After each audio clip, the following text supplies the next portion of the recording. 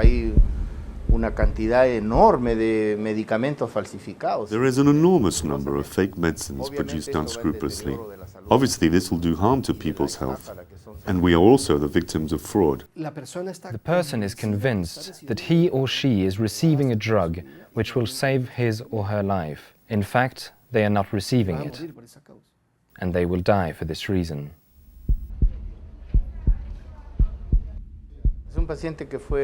It was a patient that was admitted to the Department of Urology in this institute with probable prostate cancer. The patient had symptoms of fever and had apparently been taking meropenem for 5 days. But the fever symptoms were not dissipating. The patient's fever didn't die down. I didn't feel any symptoms, either good or bad.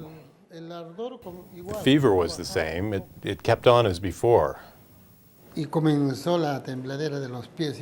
Then my feet began to tremble. My hands shaking like this. I grabbed hold of a pencil. I couldn't control it.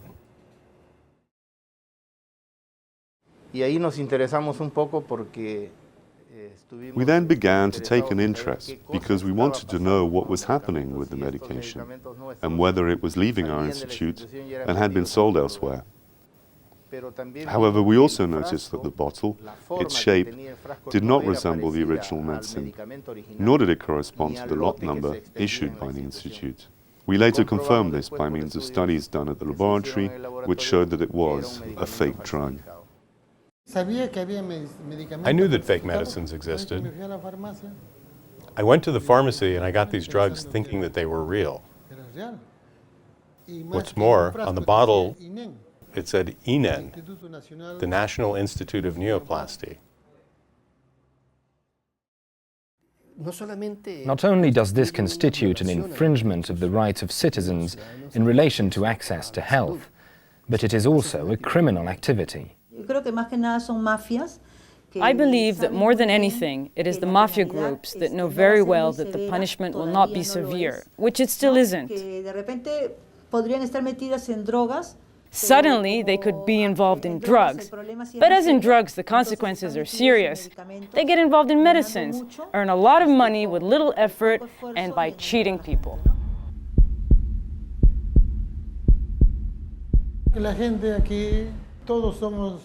The people here, we're all of fairly low economic means.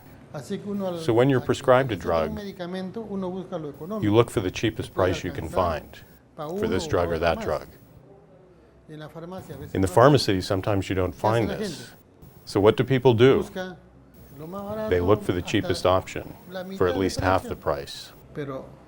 But everything is fake.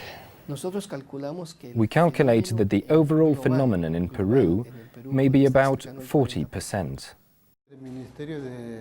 The Ministry of Health, they always carry out operations against all these illegal traders. Here, one day they step in, they do their bit, and 2 days later, the traders are open again, only in another place. How can you control that? There is no control.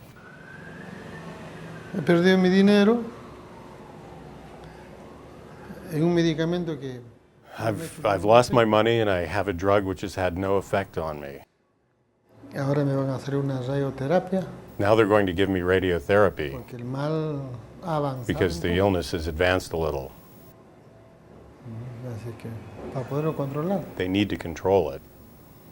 Now I'm involved in this, but I don't know how it will end.